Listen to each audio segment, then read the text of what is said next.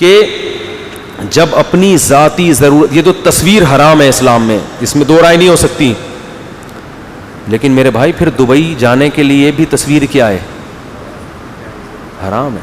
آپ دبئی جانے کے لیے کس بیس پہ تصویر کھنچوا رہے ہو؟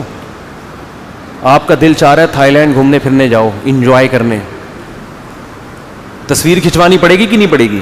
تو وہاں فوراً کیا ہو جائے گا؟ جائز ہو جائے گا.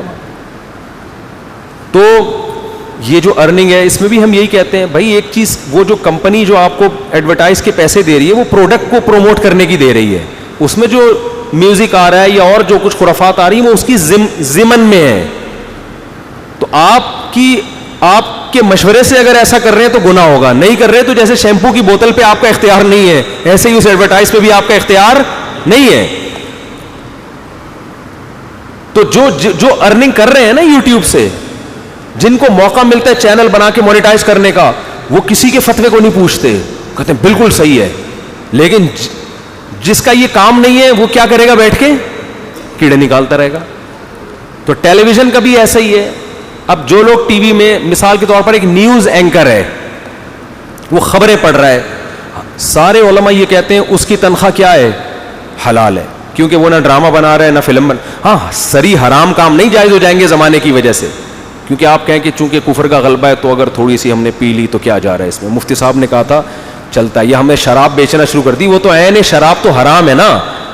ایک اور یا لڑکیاں ہی بیچنا معاذ اللہ کسی نے شروع کر دی کہ شیمپو کی بوتل پہ جب لڑکی جا سکتی ہے تو ڈائریکٹ کی بھی وہ بھائی اس میں اصل مقصد وہ شیمپو ہے, ڈبہ مقصد کوئی بھی آپ سے ڈبہ خریدنے نہیں آتا نہ تصویر خریدنے آتا ہے, اصل مقصد وہ لیکوڈ ہے, وہ اس میں پھر ہمارے کنٹرول میں نہیں ہے تو کمپنیاں اس میں جو کچھ کر رہی ہیں وہ کر رہی ہیں.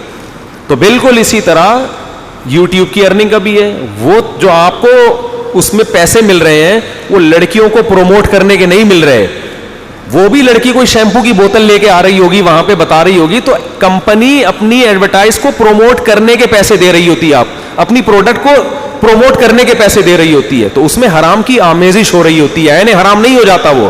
کیونکہ اگر آپ اس بیس پر اگر حرام کہنا شروع کر دیں پھر یہ حرام کا دروازہ اتنا پھیلے گا کہ لوگوں کے لیے رزق کمانا ممکن نہیں. تو جن کا فتوے کی فیلڈ سے تعلق نہیں ہے نا وہ تو بیٹھ کے فوراً کہہ دیں گے, لیکن مفتی کو پتا ہوتا ہے بھائی یہ اگر حرام ہوا نا تو پھر اس کا دائرہ کہاں ہے؟ پھر یہ بہت بڑا دائرہ ہے, پھر تو اسلام پہ چلنا ہی ممکن نہیں رہے گا. تو اس میں یہ فرق کرنا پڑے گا, اصلاً جائز ہے وصفاً, اس میں وصف ناجائز ہونے کا شامل ہو رہا ہے.